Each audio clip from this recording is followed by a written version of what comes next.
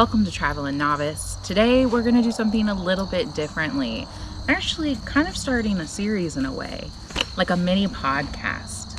Ooh. What would you call this? Actually, why don't you guys let us know down below in the comments, what should we call this series? We're going to be discussing the nitty-gritty, the good, the bad. And today specifically, we're going to be looking at our top 5 dislikes of our full-time RV life. Meaning, we're looking back at our time with the bus. Not necessarily this one yet. That's true. So to start off, what's number 1? The obvious. Prices. Yeah. What about prices? Well, prices in general everywhere. Gas prices, campground prices, the variation of just even the simplest wood. We're definitely a lover of fires. I love cooking over a fire. And wood is not cheap in some places. Luckily, if you go somewhere where there's a band, it tends to be at least $5 a bundle.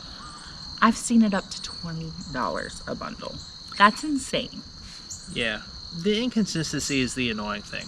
Obviously, we expect gas and diesel, DEF, to be like that, but, wow. This bundle of wood goes from $5 to $20, and alright, but it's just other little things like that kind of get in the way and kind of put a downer on things. Yeah, you kind of run into the price in general, whether you're fixing something, you're traveling. I mean, everyone knows gas prices are a pain in the butt, especially if you've been to California. Yeah. Basil, come here. Food is also expensive. I always love to indulge when we go out, and it's so hard not to go out as often as you want. You really have to restrain yourself from going out so much, but that is a big money saver at the end of the day, is cooking at home. Yeah, but let's be honest, sometimes you want Texas barbecue in Texas. Sometimes you want hot chicken in Nashville. Hey, when you're in New Orleans, you're not eating those steak and mashed potatoes. You getting them beignets. The jambalaya, the Creole. Good old gumbo. I wanna go back. Next up, number 2 on our top 5 dislikes from our full-time RV life is, in this case, when we had the bus, we unfortunately did not have the wonderful tow behind car, which means we drove separately every time we moved. And we did some long drive days, it felt like. That created such anxiety, honestly, problems to solve then. There was one time we were disconnected, no cell service, couldn't talk to each other on the radio because you have to be within range. It gets pretty intense. Yeah. Now, obviously, there were some reasons why we chose not to do that. One reason was, we didn't want to pay for a whole new vehicle. Yeah, towing your car, you definitely have to have the setup, the number 1 car to tow. And at the time, I had a Subaru Forester. I bought her brand new. It was my favorite car I've ever bought. It was a great car. It was hard to get rid of. And I drove separately, but in behind the bus with Basil. And you would think, oh, I would love that time alone, considering we're living in such a small space, 24/7 with each other. No, please. I'll be in a truck with him next time around. Now, there were some benefits, but we'll get into those in another video. Another part with the driving separately was navigating. Because not always is the navigation that accurate. We'll get into that a little later. But navigating separately, people cutting you off, it can get intense. And you just gotta remain, you're calm, and slow is pro. Good old Mark and Trish from KYD. Check them out. Goals. Yeah, goals. Number 3 is an interesting one, and that has to deal with false advertisement. Now, what we mean by that is, yes, you've all probably heard of the usual, this is an RV resort, and it's not really an RV resort. If anything, it's a glorified parking lot. I mean, I've seen state parks with bare minimum of just like electric be so much nicer than some of these way nicer resorts. Way nicer. And I guess what we mean by false advertisement is, yes, there's that, but there's also like hidden fees for certain things. You know, there's a lot of times you'll see things like, yeah, we're real close to such and such place or this attraction in this state, and come to find out you're not. Or, you know, they have the good old Photoshop editing. It's okay. Technical difficulties. You gotta lay down. Lay down or get down. Okay. So you'd be in these places like Nashville, and you'd be like, all right, awesome. We're going to be here for 2 weeks. And hey, this place looks really nice. Let's go ahead and stay there. Awesome. So we book everything and we go down there, and then it's not at all what we thought. And we're not bougie. Yes, we stayed at a KOA. Only one, I think. But, you know, we like camping. We like going to state parks. We like doing a little boondocking here and there. But, you know, when you're expecting a certain place to be a certain way, especially when you see it on the website and the photos, and it isn't that, it's kind of a bummer. I mean, the worst case we ran into is where they said they had a pool and they didn't. It was filled in years ago.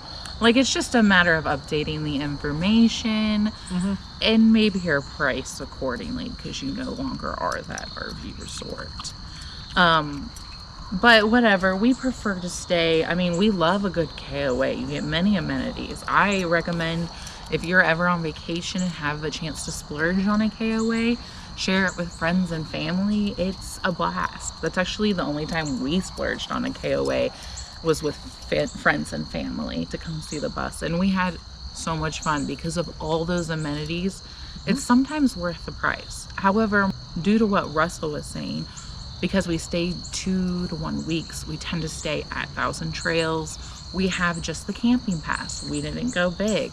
And then we also often stay at state parks. And honestly, the state parks are my favorite. Anytime you can stay in a place that has many different trails to walk, scenes, overlooks, animals to observe, it's always beautiful. That's my favorite place to stay, is state parks. And number 4, we got anxiety. It is absolutely the second top dislike in our list, was the anxiety. I myself struggle with this on a daily basis, as I myself have actual severe anxiety disorder, and I know it definitely got you anxious at times. And now this might be kind of a pain point due to our mistakes, which we'll get into in a later video. We didn't need to go as big, and because we went so big, that was one of the big pain points of our anxiety. Traveling separately, weight limits on bridges, height limits on bridges, trying to arrive to a campground alone can be very stressful, especially when those campgrounds don't provide you directions if they have a bridge that has a weight limit. We found this a few times, and you really have to go slow, communicate, and just navigate your way there safely. Traveling to somewhere new is always exciting. That's a pro, and you can't complain about that. But when you're arriving and trying to move a 40-foot, 15-ton, big old Class A diesel pusher, it can get pretty stressful. Whether you're navigating your way to the campground, or once you get to the campground, you got to find your site, and these campground maps aren't always updated. So like Taylor said, there were some anxieties, like especially when traveling. One of the things is, you know, obviously since she was in the car, she would use like Google Maps or Apple Maps. For the bus, we did have a semi-truck regulated GPS system, so you could put in the height, the weight, and the length of the bus, and away you'd go. But like she said, some of these issues are, sometimes you get an update about an hour out of check-in, and sometimes those updates go, hey, instead of this road, you need to take this road. Construction. Yeah. Or construction wasn't there. Or, hey, that road doesn't exist anymore. I feel like with our specific navigation system, it was quite outdated. So that can kind of do some harm. One example, when we were down in Kentucky, we're going to some campground and we're driving along, and we get one of the hour before check-in updates that says, hey, if you're coming in from this direction, do not take this road, because if you're over such and such length, you'll bottom out. We got the update right after we got to the campground. So we were lucky there, but things could have happened. Yeah, sometimes they send these directions via text the day of, and we're already on the road sometimes for hours on end. So if you're out in the middle of nowhere and don't have cell service, I'm not going to get that update. Or worse, they send you an email. How many times has a campground sent you an email and they're like, it should have been an email? Half the time I actually never even received the email, sir. Like, I do have some expectations of people looking at their phone to look at text messages. You shouldn't. But hey, yeah, that's illegal in some states. I didn't even think of that. Yeah. But who's checking emails? I sure aren't checking any emails on the road. Campgrounds, if you're going to send something, send it like a day or two before. For our fifth and final dislike of full-time RV life. Yes, this is the one we dislike the most. One of our biggest regrets. It is, drum roll, buying the RV we bought. Yeah, we bought the RV, and yeah, it had a bunch of issues, but honestly, there were a lot of hidden things that we just were not aware of when buying a rig that size.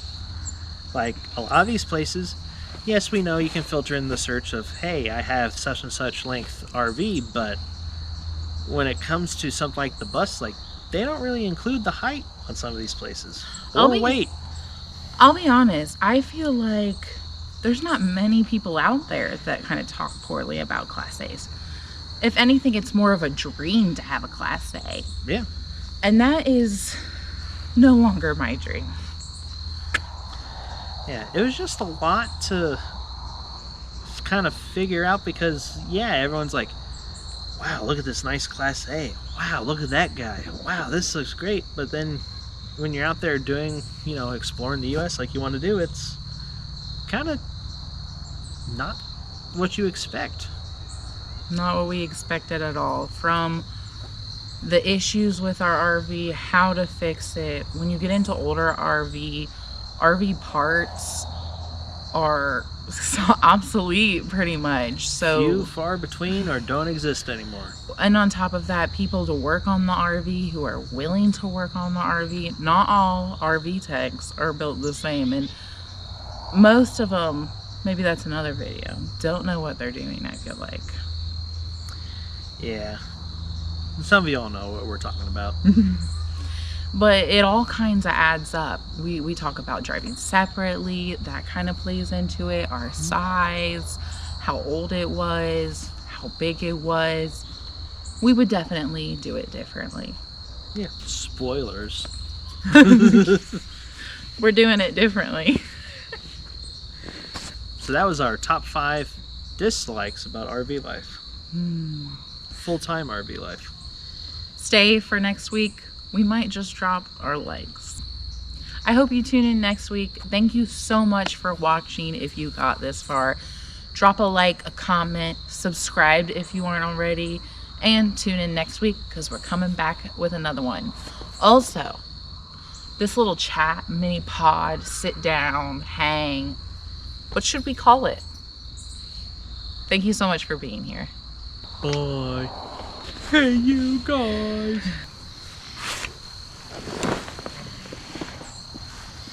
These are good chairs. Oh, I love them. Yeah. Where did we get these? We just got them at like a Walmart, or no, the Menards. Yeah, Menards. Menards is an amazing store. They're big boy sized.